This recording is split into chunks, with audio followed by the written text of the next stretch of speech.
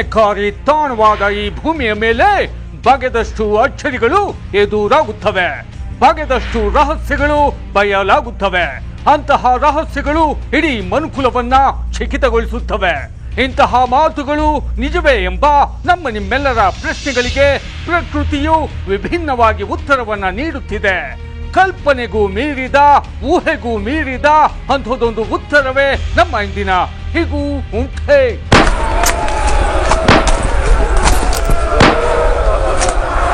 ನನ್ನಲ್ಲಿ ಇಲ್ಲದ್ದು ಏನೂ ಇಲ್ಲ, ನೀನು ಇಲ್ಲ ಅಂದ್ರೂ ನಾನು ಬಿಡೋದಿಲ್ಲ ಎಂಬ ಮಾತುಗಳೊಂದಿಗೆ ಪ್ರಕೃತಿಯು ನೀಡುತ್ತಿರುವಂತಹ ಆ ಉತ್ತರವಾದ್ರೂ ಏನು?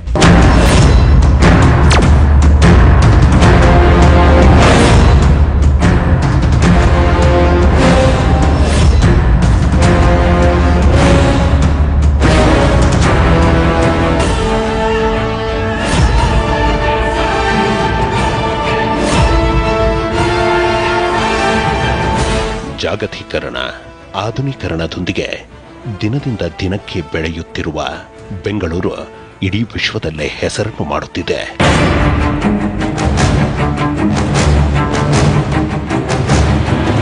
Number 1 city, number 2 city, IT city, BT city, silicon city ಎಂಬ ಬಿರುದುಗಳನ್ನು ಪಡೆಯುತ್ತಿರುವ ಬೆಂಗಳೂರಿನಲ್ಲಿ ದೇಶ ವಿದೇಶದ ಕಂಪನಿಗಳು ಹೂಡಿಕೆ ಮಾಡುತ್ತಿವೆ.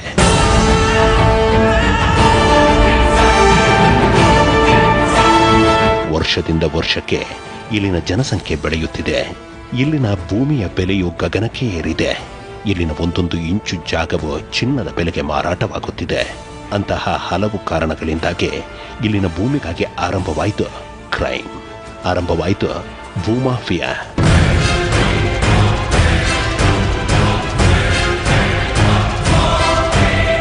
ನಕಲಿ ದಾಖಲೆಗಳನ್ನು ಸೃಷ್ಟಿಸಿ ಕೋಟಿಗಟ್ಟಲೆ ಬೆಲೆ ಬಾಳುವ ಎಕರೆಗಟ್ಟಲೆ ಜಾಗವನ್ನ ಮೋಸದಿಂದ ಕಬಳಿಸುವಂತಹ, ಒತ್ತುವರಿ ಮಾಡುವಂತಹ ಒಂದು ವರ್ಗದಿಂದ ಸರ್ಕಾರಕ್ಕೂ ಮೋಸ, ಜನಸಾಮಾನ್ಯರಿಗೂ ಮೋಸ. ಎಲ್ಲಾದರೂ ಜಾಗವು ಖಾಲಿ ಇದ್ದರೆ ಸಾಕು, ಅದಕ್ಕೆ ಸರಿಯಾದ ದಾಖಲೆಗಳು ಇಲ್ಲದಿದ್ದರೆ ಸಾಕು. ಅದಕ್ಕಾಗಿ ಆ ವರ್ಗದಿಂದ ಆರಂಭವಾಯಿತು ಸಂಚು, ಪಿತೂರಿ. ಅಂಥವುಗಳಿಂದ ಆರಂಭವಾದವು ಅಟ್ಯಾಕ್, ಗ್ಯಾಂಗ್ ವಾರ್.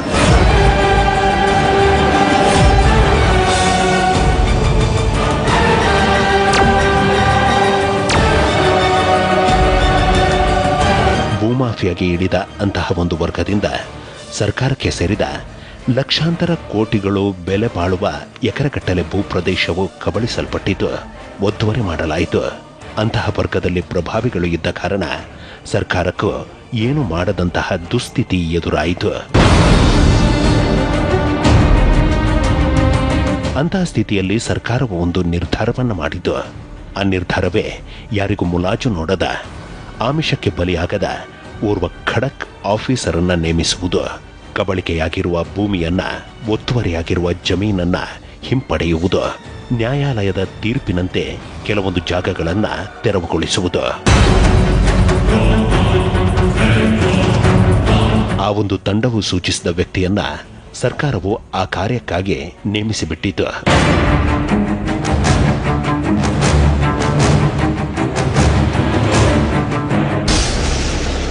ಹಾಗೆ ನೇಮಿಸಿದ ಅಧಿಕಾರಿಯು ಯಾರಿಗೂ ಮುಲಾಜು ನೋಡದೆ, ಯಾವ ಪ್ರಭಾವಿ ವ್ಯಕ್ತಿಗೂ ಹೆದರದೆ ಅಂಥವರಿಂದ ಕಬಳಿಕೆಯಾಗಿದ್ದ, ಒತ್ತುವರಿಯಾಗಿದ್ದ ಸುಮಾರು 3.5 ಲಕ್ಷ ಕೋಟಿ ಮೌಲ್ಯದ 13,500 ಎಕರೆ ಭೂಮಿಯನ್ನ ವಶಪಡಿಸಿಕೊಂಡು ಬಿಟ್ಟರು.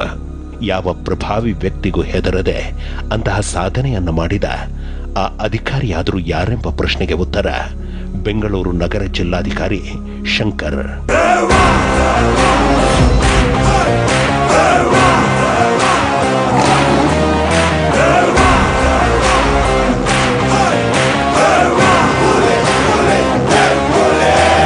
ಇವತ್ತು ಒಂದು 50 ಎಕರೆಗೂ ಹೆಚ್ಚು ಸರ್ಕಾರಿ ಒತ್ತುವರಿ ಆಗಿರೋದನ್ನು ತೆರವುಗೊಳಿಸ್ತಾ ಇದ್ದೀವಿ. ಬೆಂಗಳೂರು ನಗರ ಜಿಲ್ಲೆಯಲ್ಲಿ ಯಾವುದೇ ಮುಲಾಜಿಲ್ಲದೆ, ಯಾವ ಬೆದರಿಕೆಗೂ ಹೆದರದೆ ಪ್ರಭಾವಿಗಳಿಂದ ಕಬಳಿಕೆಯಾಗಿದ್ದ, ಒತ್ತುವರಿಯಾಗಿದ್ದ ಸುಮಾರು 3.5 ಲಕ್ಷ ಕೋಟಿ ಮೌಲ್ಯದ ಜಾಗವನ್ನ ತೆರವುಗೊಳಿಸಿ ಸರ್ಕಾರಕ್ಕೆ ನೀಡಿರುವ ಡಿಸಿ ಶಂಕರ್ ರವರು ನ್ಯಾಯಾಲಯದ ತೀರ್ಪಿನಂತೆ ಸ್ವಂತ ನಾದಿನಿಯ ಮನೆಯನ್ನೇ ತೆರವುಗೊಳಿಸಿದ್ರು. ಕಾನೂನಿನ ಮುಂದೆ ಎಲ್ಲರೂ ಒಂದೇ ಎಂದು ಹೇಳಿದ್ರು.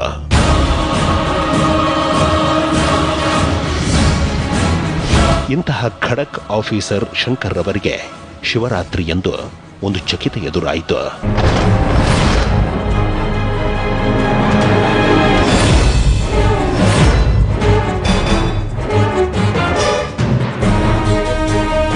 ಬೆಂಗಳೂರು ನಗರ ಜಿಲ್ಲಾಧಿಕಾರಿಗಳಾದ ಶಂಕರ್ ರವರಿಗೆ ಶಿವರಾತ್ರಿಯಂದು ಒಂದು ಚಕಿತ ಎದುರಾಯಿತು.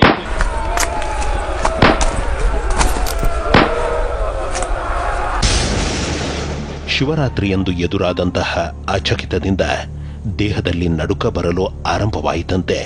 ಇದು ಸಾಧ್ಯವಾ ಎಂಬ ಪ್ರಶ್ನೆಯು ಕಾಡಲು ಆರಂಭಿಸಿತಂತೆ. ಮಾತ್ರ ಶಿವರಿಂಗ್ ಆಗೋದು ಒಂಥರ ಇದು ಸಾಧ್ಯನಾ ಇದು ಅಂತ.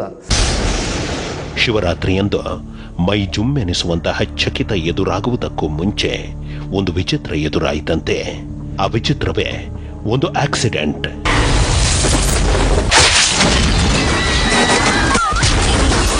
ಬೆಂಗಳೂರು ನಗರ ಜಿಲ್ಲಾಧಿಕಾರಿಗಳಿಗೆ ಶಿವರಾತ್ರಿಯಂದು ಎದುರಾದಂತಹ ಚಕಿತವಾದ್ರೂ ಏನು, ಆ ಆಕ್ಸಿಡೆಂಟ್ ಆಗಿದ್ದಾದ್ರೂ ಹೇಗೆ ತಿಳಿಯೋಣ ಒಂದು ಸಣ್ಣ ಬ್ರೇಕ್ನ ನಂತರ.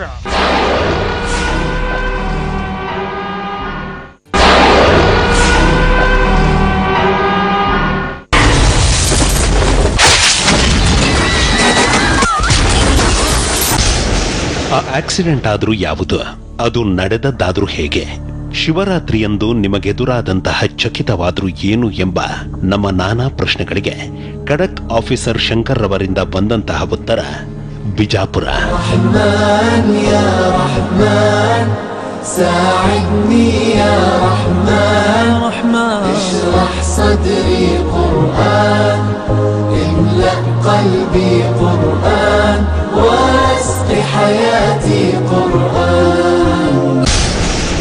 ಗುಮ್ಮಟ ನಗರವೆಂದೇ ಖ್ಯಾತಿಯನ್ನು ಹೊತ್ತಿರುವ ಬಿಜಾಪುರ ನಗರಕ್ಕೆ ಹೋದಾಗ ಶಂಕರ್ ಅವರಿಗೆ ಓರ್ವರಿಂದ ಒಂದು ಚಕಿತ ಎದುರಾಯಿತಂತೆ.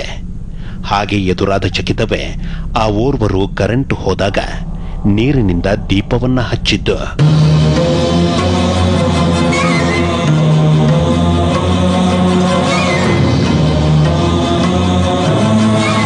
ಒಂದು ಚಂಬು ನೀರು ತಗೊಂಡೋಗಿ ಅಲ್ಲಿಟ್ಟರೆ ಒಂದು ಹತ್ತಿನಲ್ಲಿ ಹಿಂಗೆ ಮಾಡಿ ಹತ್ತಿ ಇಟ್ಟು ಅಲ್ಲಿ ಒಂದು ಬೆಂಕಿ ಕಡ್ಡಿನೂ ಇರ್ತಿರ್ಲಿಲ್ಲ ಕತ್ಲಲ್ಲಿ. ಆಮೇಲೆ ಒಂದು ಪರಕೆ ಕಡ್ಡಿ ಕೊಡಪ್ಪ ಅಂದ್ರೆ ನೋಡಿ ಕೈಲಿ ಈ ಥರ ಮಾಡೋರಿಗೆ ಹಿಂಗೆ ಅನ್ಸರು ಬರೋ ಪವರ್ ಬರೋವರೆಗೂ ಉರಿತಾ ಇರೋದು. ಇದು ಸರ್ವೇ ಸಾಮಾನ್ಯ. ಸುಮಾರು ಸರಿ ನೋಡಿದ್ದೀನಿ, ಒಂದು ಸರಿ ಅಲ್ಲ ಸುಮಾರು ಸರಿ ಆಗುತ್ತೆ. ಅಂತಹ ಚಕಿತಗಳನ್ನ ಕಣ್ಣಾರೆ ನೋಡಿದ ಡಿಸಿ ಶಂಕರ್ ರವರಿಗೆ ಆ ಓರ್ವರಿಂದ ಮತ್ತೊಂದು ಚಕಿತ ಎದುರಾಯಿತಂತೆ. ಅದು ಏನು ಎಂಬ ನಮ್ಮ ಪ್ರಶ್ನೆಗಳಿಗೆ ಅಂದು ಶಿವರಾತ್ರಿ ಹಬ್ಬ.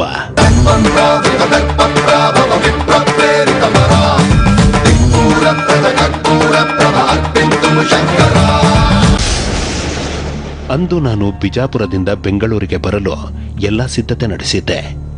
ಆಗ ಅವರು, ನೀನು ಬೆಂಗಳೂರಿಗೆ ಹೋಗುವುದು ಬೇಡವೆಂದರು. ನಿಮ್ಮ ಮನೆಯಲ್ಲಿ ಏನು ಮಾಡುತ್ತಾರೆಂದು ಕೇಳಿದ್ರು. ನಾನು ರಾಗಿ ಹಿಟ್ಟಿನಿಂದ ಅಕ್ಕಿ ಹಿಟ್ಟಿನಿಂದ ಮಾಡುವ ಉಂಡೆಗಳ ಬಗ್ಗೆ ಹೇಳಿದಾಗ ಅವರು ತಮ್ಮ ಖಾಲಿ ಕೈಗಳನ್ನು ಜೋಡಿಸಿದಾಗ ಒಂದು ಚಕಿತ ಎದುರಾಯಿತಂತೆ. ಹಾಗೆ ಎದುರಾದ ಚಕಿತವೇ ಜೋಡಿಸಿದ ಖಾಲಿ ಕೈಗಳಲ್ಲಿ ರಾಗಿಯ ಅಕ್ಕಿಯ ತಂಬಿಟ್ಟು ಸೃಷ್ಟಿಯಾಗಿತ್ತು.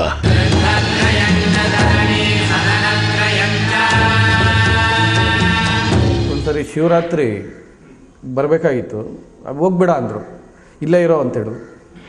ಆಯ್ತು, ಇನ್ನು ಹೇಳ್ಬೇಕಾದ್ರೆ ಎಲ್ಲ ಇರಬೇಕಲ್ಲ. ಆಮೇಲೆ ನಿಮ್ಮ ಮನೇಲಿ ಏನೋ ಮಾಡ್ತಾರೆ ಅಂತ ಕೇಳ್ತಾಯಿದ್ರು. ನಮ್ಮ ತಾಯಿ ಎಲ್ಲ ಇದ್ದಾಗೆ ಈ ರಾಗಿ ಉಂಡೆ ಮಾಡ್ತಾಯಿದ್ರು. ಅದು ರಾಗಿ ಅದನ್ನೆಲ್ಲ ಬಿಸಿ ಮಾಡಿ ಅದನ್ನೆಲ್ಲ ಮಾಡಿ ಉಂಡೆ ಮಾಡಿ ಬೆಲ್ಲ ಎಲ್ಲ ಹಾಕಿ ಆ ಥರ ಮಾಡ್ತಾರಪ್ಪ. ಮತ್ತು ಕಡಲೆಪಪ್ಪು ಉಂಡೆ ಒಂದು ರವೆ ಉಂಡೆ ಈ ಥರ ಮಾಡ್ತಾರೆ. ತಿನ್ಬೇಕೇನೋ ಅಂತ ಇದ್ರೆ ಬೇಡಪ್ಪ ಅಂತ ನೋಡಿ ಕೈಲೇ ಹೀಗೆ ತಗೊಳ್ಳೋ ರಾಗಿ ಉಂಡೆ. ಹಾಂ, ಆಮೇಲೆ ಇನ್ನೊಂದು ಸಾರಿ ಹೀಗೆ ರವೆ ಉಂಡೆ ತಗೊಳ್ಳೋ ತಿನ್ನೋ ಅಂತ. ಆಮೇಲೆ ಸಾಕು ಅಷ್ಟೇ ಅಂತ ಮಾತ್ರ ಶಿವರಿಂಗ್ ಆಗೋದು ಒಂಥರ ಇದು ಒಂದು ಸಾಧ್ಯನಾ ಇದು ಅಂತ. ಕೈಲಿ ಹೀಗೆ ಕೈ ತೋರಿಸಿ ಹೀಗೆ ಹೀಗೆ ಹೀಗೆ ಮಾಡಿ ತಗೊಳ್ಳೋ ಅಂತ. ಮತ್ತೊಂದು ಬಾರಿ ನಾನು ಬಿಜಾಪುರದಿಂದ ಬೆಂಗಳೂರಿಗೆ ಹೊರಟಾಗ ಆ ಓರ್ವರು, ನೀನು ಯಾವುದೇ ಕಾರಣಕ್ಕೂ ಇಂದು ಬೆಂಗಳೂರಿಗೆ ಹೋಗಬಾರದೆಂದು ಹೇಳಿಬಿಟ್ಟರು. ನಾನು ಹೋಗದೆ ನಿಂತಾಗ ಒಂದು ವಿಚಿತ್ರ ಎದುರಾಯಿತು. ಹಾಗೆ ಎದುರಾದ ವಿಚಿತ್ರವೇ ಸೀಟ್ ಬುಕ್ ಮಾಡಿದ ಬಸ್ ಆಕ್ಸಿಡೆಂಟ್ಗೆ ತುತ್ತಾಗಿದ್ದು, ಕೆಲವರು ಸಾವನ್ನಪ್ಪಿದ್ದು.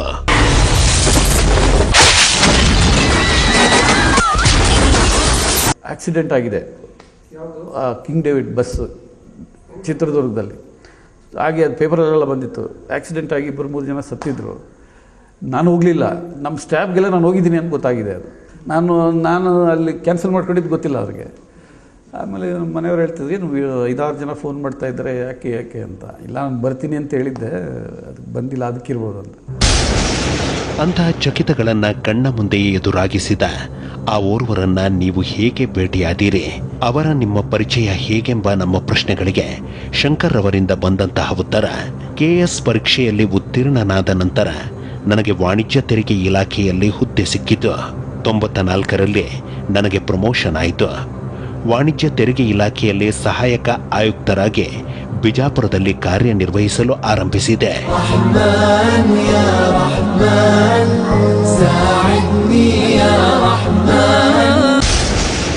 ಬಿಜಾಪುರದಲ್ಲಿ ಕಾರ್ಯನಿರ್ವಹಿಸುತ್ತಿರಬೇಕಾದ್ರೆ ಸ್ನೇಹಿತರಾದ ಕಬ್ಬಳ್ಳಿ ರಂಗೇಗೌಡರು ಹಾಗೂ ನಂಜುಂಡೇಗೌಡರು ಫೋನ್ ಮಾಡಿದ್ರು. ನಾವು ಬಿಜಾಪುರಕ್ಕೆ ಬರುತ್ತಿದ್ದೇವೆ, ಓರ್ವ ಬಾಬಾರನ್ನ ಭೇಟಿ ಮಾಡಲು ಬರುತ್ತಿದ್ದೇವೆಂದು ಹೇಳಿ ಬಿಜಾಪುರಕ್ಕೆ ಬಂದರು. ನಾನು ಬಾಬಾರನ್ನಾಗಲಿ ಸ್ವಾಮೀಜಿಗಳನ್ನಾಗಲಿ ನಂಬದಂತಹ ವ್ಯಕ್ತಿ. ಸ್ನೇಹಿತರು ಬಾ ಎಂದ ಕಾರಣಕ್ಕೆ ಅವರ ಜೊತೆಯಲ್ಲಿ ಹೋದೆ. ಆ ಓರ್ವರನ್ನ ನೋಡಿದೆ, ಅಂದರೆ ಆ ಬಾಬಾರನ್ನ ನೋಡಿದೆ.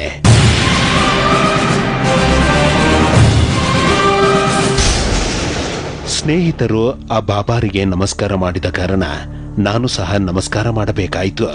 ಹಾಗೆ ಆ ಬಾಬಾರಿಗೆ ನಮಸ್ಕಾರ ಮಾಡಿದಾಗ ನನ್ನ ಹೆಸರನ್ನ ಕೇಳದೆ, ನನ್ನ ಹಿನ್ನೆಲೆಯನ್ನ ಕೇಳದೆ ಅವರು ಒಂದು ಮಾತನ್ನ ಆಡಿದ್ರು. ಆ ಮಾತೆ, ನೀನು ಕಲೆಕ್ಟರ್ ಆಗುತ್ತೀಯಾ ಎಂದು ಹೇಳಿದ್ದು.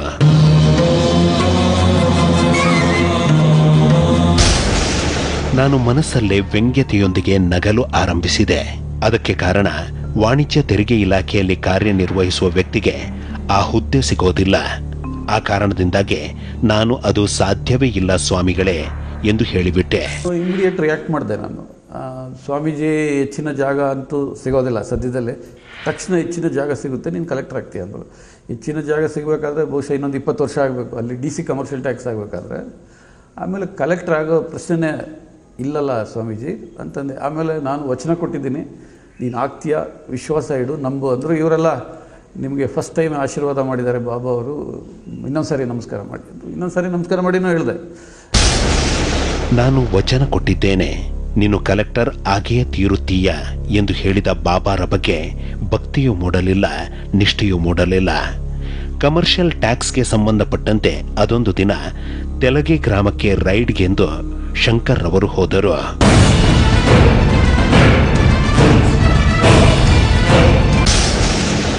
ರೈಡ್ ಕಾರ್ಯವನ್ನ ಮುಗಿಸಿದ ನಂತರ ತೆಲಗಿ ಗ್ರಾಮದ ಕೆಲ ಜನರು ಆ ಬಾಬಾ ಬಗ್ಗೆ ನಾನಾ ರೀತಿಯ ಕುತೂಹಲಕಾರಿ ಸಂಗತಿಗಳನ್ನ ಹೇಳಲು ಆರಂಭಿಸಿದ್ರು. ಆ ಸಂಗತಿಗಳೇ ಅವರು ದೃಷ್ಟಿ ಹಾಯಿಸಿದಾಗ ಗೊಡ್ಡು ಹಸುವಿನ ಕೆಚ್ಚಲಿನಿಂದ ಹಾಲು ಸುರಿಯಲು ಆರಂಭಿಸಿದ್ದು. ಆ ಹಾಲಿಗೆ ಅವರು ಕೈ ಇಟ್ಟಾಗ ಅದು ಮೊಸರಾಗಿತ್ತು. ಆ ಮೊಸರಿಗೆ ಕೈ ಇಟ್ಟಾಗ ಅದು ತುಪ್ಪವಾಗಿತ್ತು.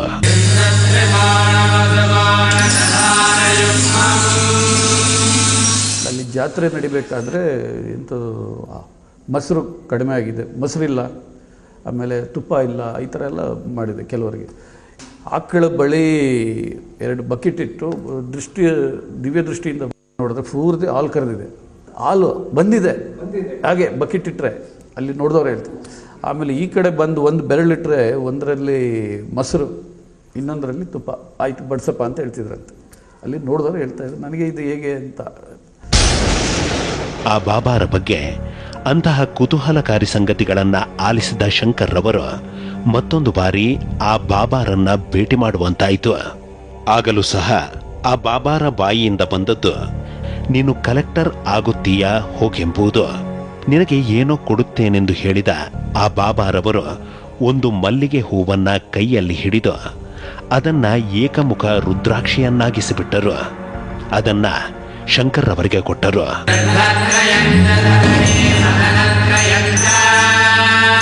ಮಲ್ಲಿಗೆ ಹೂ ತಕ್ಕೊಡೋ ಹತ್ರ ನಾನೇ ಒಂದೇ ಎಳೆ ಒಂದು ಮಲ್ಲಿಗೆ ಹೂ ಬಾಬಾ ಕೈಲಿ ಕೊಟ್ಟೆ. ಈ ಥರ ಮಾಡಿದ್ರಿಗೆ ಏಕಮುಖಿ ರುದ್ರಾಕ್ಷಿ ನೋಡಿದ್ದೀನೋ ಅಂದರು. ಆಮೇಲೆ ಇಲ್ಲಪ್ಪ ಅಂತಂದೆ. ಕೊಡ್ತೀನಿ ಅಂತ ಹೇಳ್ತಾಯಿದ್ರು. ಆಮೇಲೆ ಈಗ ತೆಗೆದ್ರು ಏಕಮುಖಿ ರುದ್ರಾಕ್ಷಿ ಆಯಿತು.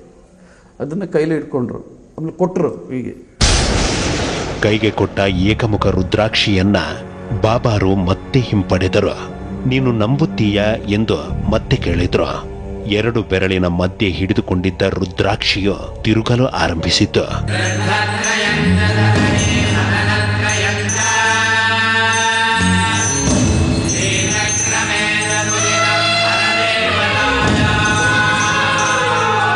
ನಂಬ್ತೀನಿ, ವಿಶ್ವಾಸ ಇಡ್ತೀನಿಪ್ಪ ಅಂತ. ಇಲ್ಲ ಕೊಡು ಅಂತ ವಾಪಸ್ ಇಸ್ಕೊಂಡು ಆ ಬೆರಳಲ್ಲಿ ಈಗ ಇಟ್ಕೊಂಡ್ರು. ಅದನ್ನು ಹೀಗೆ ಸುತ್ತಿತ್ತು ಹಿಂಗೆ ಅಂತ. ನನಗೊಂಥರ ನರ್ವಸ್ ಶುರು ಆಗ್ಬಿಡ್ತು. ಹಿಂಗೆ ಇಟ್ಕೊಂಡ್ರೆ 2 ಕೈ ಬೆರಳು ಮಧ್ಯೆ ಹೀಗೆ ಸುತ್ತಾಯ್ತು ಹೀಗೆ. ಹಾಗೆ ಬಾಬಾರ ಕೈಯಲ್ಲಿ ತಿರುಗಲು ಆರಂಭಿಸಿದ ಆ ಏಕಮುಖ ರುದ್ರಾಕ್ಷಿಯೇ ಇದೀಗ ಶಂಕರ್ ಅವರು ಧರಿಸಿರುವ ಈ ಏಕಮುಖ ರುದ್ರಾಕ್ಷಿ.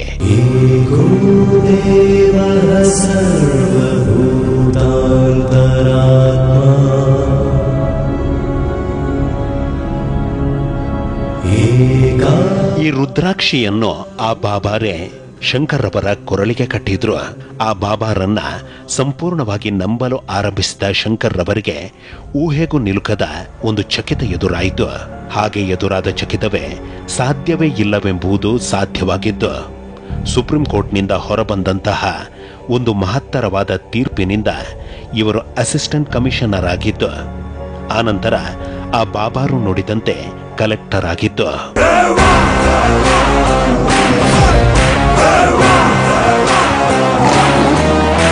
ಅಸಲಿಗೆ ಊಹೆಗೂ ನಿಲುಕದ ಚಕಿತಗಳನ್ನ ಎದುರಾಗಿಸುತ್ತಿರೋ ಆ ಬಾಬಾ ಆದ್ರೂ ಯಾರು? ಅವರನ್ನ ತ್ರಿಕಾಲ ಜ್ಞಾನಿಗಳೆಂದು ಕರೆಯೋದಾದ್ರೂ ಏಕೆ? ತಿಳಿಯೋಣ ಒಂದು ಸಣ್ಣ ಬ್ರೇಕ್ ನಂತರ.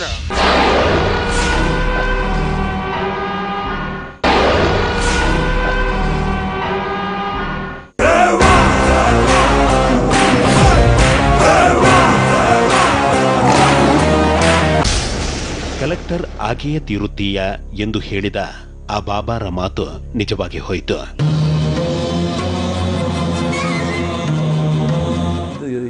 ಎರಡೇ ಮಾತಲ್ಲಿ ಹೇಳಬೇಕು ಅಂದರೆ, ಬಾಬಾ ಅವರ ಪವಾಡಗಳು ಈಗ ನಾವು ಸಿನಿಮಾಲೆಲ್ಲ ನೋಡ್ತೀವಲ್ಲ, ಶಿರ್ಡಿ ಸಾಯಿಬಾಬಾ, ಗುರು ರಾಘವೇಂದ್ರ ಸ್ವಾಮಿ, ಅದಕ್ಕಿಂತ 100,000 ಪವಾಡಗಳನ್ನ ನಾನು ನೋಡಿದ್ದೀನಿ ಸಂದರ್ಭಕ್ಕೆ ಅನುಗುಣವಾಗಿ. ಕಲೆಕ್ಟರ್ ಶಂಕರ್ ಅವರ ಮಡದಿಯವರ ಪ್ರಕಾರ ಸಾಕ್ಷಾತ್ ದತ್ತ ಪರಮಾತ್ಮರ ಮರು ಅವತಾರವೇ ಆ ಬಾಬಾರೆಂಬುದು ಅವರು ನುಡಿದಂತಹ ಒಂದೊಂದು ಮಾತು ನಿಜವಾಗಿದೆ. ನಮ್ಮ ಯಜಮಾನರು ಕನಸಿನಲ್ಲೂ ಡಿಸಿ ಆಗುತ್ತೇನೆಂದು ಊಹಿಸಿರಲಿಲ್ಲ. ಆದರೆ ಆ ಬಾಬಾರ ವಾಕ್ ನುಡಿಯಂತೆ ಅದು ಆಗಿದೆ ಎಂಬುದು. ಅವರ ಕನಸಲ್ಲಿ ಅಂದ್ಕೊಂಡೇ ಇರಲಿಲ್ಲ ಈ ಥರ AC ಆಗಿ DC ಆಗ್ತೀವಿ, ಕಲೆಕ್ಟರ್ ಆಗ್ತಾರೆ, ಅದು ಏನೇನೂ ಇದೇ ಇರಲಿಲ್ಲ. ಎಲ್ಲ ಅವ್ರಿಗೆ ಅಪ್ಪ ಅವರು ಏನು ಹೇಳಿದ್ದಾರೆ ಬಾಬಾ ಅವರು ಎಲ್ಲ ನಿಜ ಆಗಿದೆ. ಆ ಬಾಬಾರು ನಡೆಸುವ ಪವಾಡಗಳು ಕೇವಲ ಪವಾಡಗಳಲ್ಲ, ಬದಲಿಗೆ ಅವರು ಭಕ್ತರಿಗೆ ನೀಡುವಂತಹ ಆಶೀರ್ವಾದವೆಂಬ ಮಾತು 24 ವರ್ಷಗಳ ಕಾಲ ಕರ್ನಾಟಕದಲ್ಲಿ ಜಡ್ಜ್ ಆಗಿದ್ದ, ವಿಧಾನಸೌಧದಲ್ಲಿ ಉನ್ನತ ಹುದ್ದೆಯಲ್ಲಿ ಕಾರ್ಯನಿರ್ವಹಿಸಿ ನಿವೃತ್ತಿಯನ್ನು ಹೊಂದಿರುವ TP ನಂಬಿಯಾರ್ ರವರದ್ದು. ಇದು ಮ್ಯಾಜಿಕ್ ಅಲ್ಲ, ಇದು ಒಂದು ಗುರುವಿನ ಆಶೀರ್ವಾದ. ಯಾರು ಬಾಬಾ ಅಂತ ಮೊದಲು ತಿಳ್ಕೊಬೇಕು. ಬಾಬಾ ಅಂತ ಹೇಳಿದ್ರೆ ಈ ಸರ್ವ ಬ್ರಹ್ಮಾಂಡಗಳನ್ನು ಮಾಡಿರುವ ಶಕ್ತಿ ಈ ಯುಗದಲ್ಲಿ ಮನುಷ್ಯ ಅವತಾರದಲ್ಲಿ ಬಂದ್ಬಿಟ್ಟಿದ್ದಾರೆ ನಮ್ಮ ಮುಂದೆ. ಮುಂಬೈಯಲ್ಲಿನ ಒಂದು ಖಾಸಗಿ ಕಂಪನಿಯಲ್ಲಿ ಇಂಜಿನಿಯರ್ ಆಗಿ ಕಾರ್ಯನಿರ್ವಹಿಸುತ್ತಿದ್ದ GN ಸುದರ್ಶನ್ ರಾವ್ ರವರಿಗೆ ಒಂದು ಆಘಾತ ಎದುರಾಯಿತು. ಆ ಆಘಾತವೇ ಮಡದಿ ಗಿರಿಜಾ ತಾಯಿಯವರಿಗೆ ಅತೀವವಾದಂತಹ ಕುತ್ತಿಗೆ ನೋವಿನ ಸಮಸ್ಯೆ ಕಾಣಿಸಿಕೊಂಡಿದ್ದು. ಮುಂಬೈನ ದೊಡ್ಡ ಆಸ್ಪತ್ರೆಗಳನ್ನ ಸುತ್ತಿದ್ರೂ ಸಮಸ್ಯೆ ಪರಿಹಾರವಾಗದೇ ಇದ್ದದ್ದು.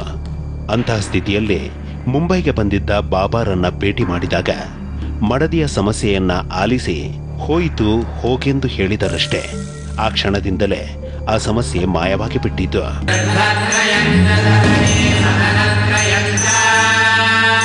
ನಿಮ್ಮ ದೇಹದಲ್ಲಿ ಏನಾದರೂ ಪ್ರಾಬ್ಲಮ್ ಇದೆಯಾ ತೋರಿಸಿದ್ರು. ಬಾಬಾ ಅವ್ರು ಕೂತಿದ್ರು, ಅವರು ಇಲ್ಲಿ ತೋರಿಸಿದ್ರೆ ಅಲ್ಲಲ್ಲ, ಇನ್ನೊಂದು ಕಡೆ ಅಲ್ಲಲ್ಲ ಅನ ಅನ ಅನ ಛಲ ಹೋಯಿತು. ಸಡನ್ನಾಗಿ ಕತ್ತೆತ್ತಿದ್ಲು, ಎಲ್ಲ ಮಾಡಿದ್ರು, ಏನು ಆವತ್ತಿಂದ ಏನೂ ಇಲ್ಲ, ಮುಕ್ಳು ಇಲ್ಲ ಅವರು. ಅಸಲಿಗೆ ಲಕ್ಷಾಂತರ ಜನರ ಜೀವನದಲ್ಲಿ ಊಹೆಗೂ ನಿಲುಕದ ಚಕಿತಗಳನ್ನು ಎದುರಾಗಿಸುತ್ತಿರೋ ಆ ಬಾಬಾರವರಾದರೂ ಯಾರು?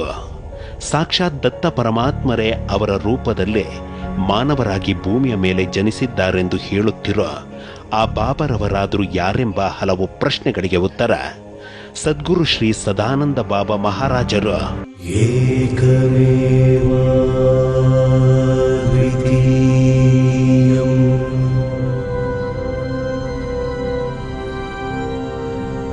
ಏಕಮೇವ ದ್ವಿತೀಯಂ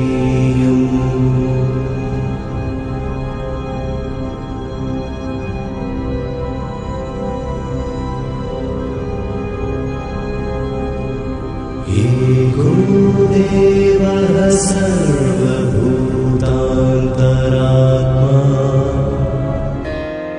ಯಾದಗಿರಿ ಜಿಲ್ಲೆಯ ಸುರಪುರ ತಾಲೂಕಿನ ಕೆಂಬಾವಿ ಹೋಬಳಿಯ ವ್ಯಾಪ್ತಿಯಲ್ಲಿ ಬರೋ ಪರಸನಹಳ್ಳಿಯಲ್ಲಿ ಹುಟ್ಟಿದ ಸದಾನಂದ ಬಾಬರವರಿಂದ ಬಾಲ್ಯದಲ್ಲಿಯೇ ಪವಾಡಗಳು ನಡೆಯಲು ಆರಂಭಿಸಿದವು.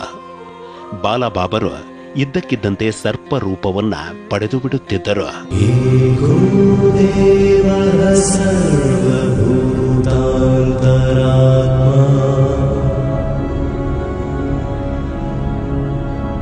ಏಕಾ ಭಾಷಾ. ಬಾಲಬಾಬರ ತುಂಟತನದಿಂದ ಬೇಸತ್ತ ತೇಲಗಿ ಗ್ರಾಮಸ್ಥರು ಬಂದೂಕು ಹಿಡಿದು ಅಟ್ಟಿಸಿಕೊಂಡು ಹೋದರು, ಗುಂಡನ್ನ ಹಾರಿಸಿದ್ರು.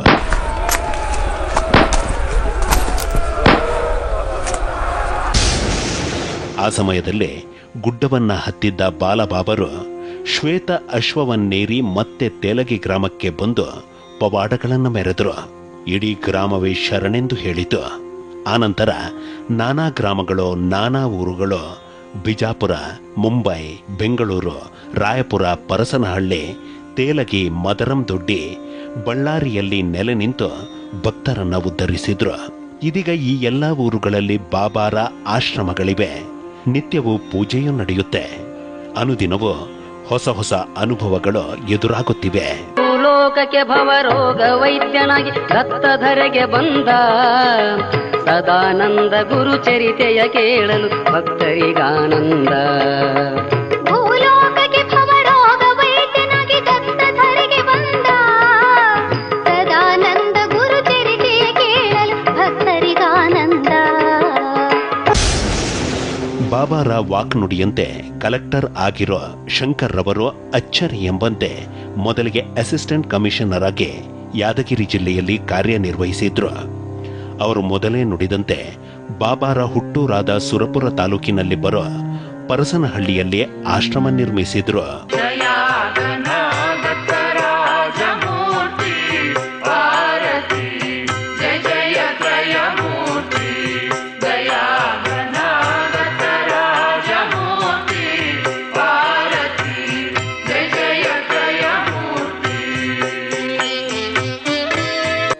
ಸಾವಿರದ 1996 ಫೆಬ್ರವರಿ 12ರಂದು ಶಿವೈಕ್ಯರಾದ ಬಾಬಾರ ಪಾರ್ಥಿವ ಶರೀರವನ್ನ ಹುಬ್ಬಳ್ಳಿ ಧಾರವಾಡದ ಮಧ್ಯದಲ್ಲಿ ಬರೋ ರಾಯಪುರ ಆಶ್ರಮದಲ್ಲಿ ಸಮಾಧಿ ಮಾಡಲಾಯಿತು.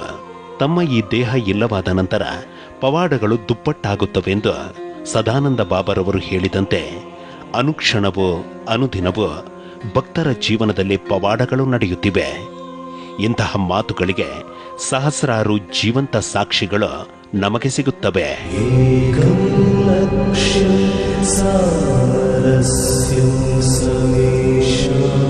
ಬೆಂಗಳೂರಿನ ಪ್ಯಾಲೇಸ್ ರಸ್ತೆಯಲ್ಲಿರುವ ಜಯಮಾಲ್ ಪ್ರದೇಶದಲ್ಲಿ ಬರೋ ಚಕ್ರವರ್ತಿ ಲೇಔಟ್ನಲ್ಲಿ ಶ್ರೀ ಸದ್ಗುರು ಸದಾನಂದ ಬಾಬರ ಆಶ್ರಮವಿದೆ. ಇದೀಗ ಇಲ್ಲಿ ಮತ್ತೊಂದು ಅಚ್ಚರಿ ನಡೆದಿದೆ. ಹಾಗೆ ನಡೆದ ಅಚ್ಚರಿಯೇ ಸದಾನಂದ ಬಾಬರವರು ಹೇಳಿದಂತೆ ತಮ್ಮ ಭಕ್ತರಾಗಿರೋ ಜಿಲ್ಲಾಧಿಕಾರಿಗಳಾದ ಶಂಕರ್ ರವರು ಆಶ್ರಮದ ರಿಸೀವರ್ ಆಗಿ ನೇಮಕಗೊಂಡಿರುವುದು. ಅವರಿಂದ ಇದೀಗ ಆಶ್ರಮದ ಉನ್ನತೀಕರಣವಾಗುತ್ತಿರುವುದು. ಎಲ್ಲಾ ಚಕಿತಗಳಿಗೂ ಮೂಲ ಶ್ರೀ ಸದ್ಗುರು ಸದಾನಂದ.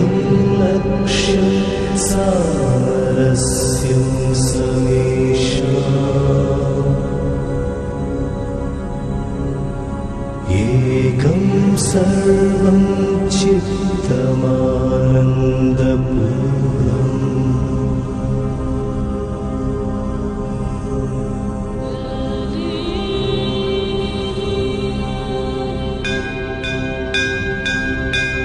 ಸದ್ಗುರು ಸದಾನಂದ ಬಾಬಾರಿಂದ ನಡೆದಂತಹ ನಡೆಯುತ್ತಿರುವಂತಹ ಪವಾಡಗಳಿಗೆ ಚಮತ್ಕಾರಗಳಿಗೆ ಲೆಕ್ಕವಿಲ್ಲ. ಅಂತಹ ಚಮತ್ಕಾರಗಳಿಂದ ಲಕ್ಷಾಂತರ ಜನರು ಒಳಿತನ್ನ ಕಂಡಿದ್ದಾರೆ, ಕಾಣ್ತಾ ಇದ್ದಾರೆ. ಬಾಬಾರು ಕೆಲವು ದಶಕಗಳ ಹಿಂದೆ ನುಡಿದಂತೆ ಭಕ್ತರಾದ ಜಿಲ್ಲಾಧಿಕಾರಿಗಳಾದ ಶಂಕರ್ ರವರು ಬೆಂಗಳೂರಿನ ಜಯಮಹಲ್ ಪ್ರದೇಶದಲ್ಲಿರೋ ಚಕ್ರವರ್ತಿ ಲೇಔಟ್ನಲ್ಲಿರೋ ಸದಾನಂದ ಬಾಬಾರ ಆಶ್ರಮದ ರಿಸೀವರ್ ಆಗಿದ್ದಾರೆ. ಇಂತಹ ಹಲವು ಸಂಗತಿಗಳ ನಡುವೆ ನಮ್ಮನ್ನು ಕಾಡುವಂತಹ ಕಟ್ಟ ಕಡೆಯ ಪ್ರಶ್ನೆ ಹೀಗೂ ಉಂಟೆ.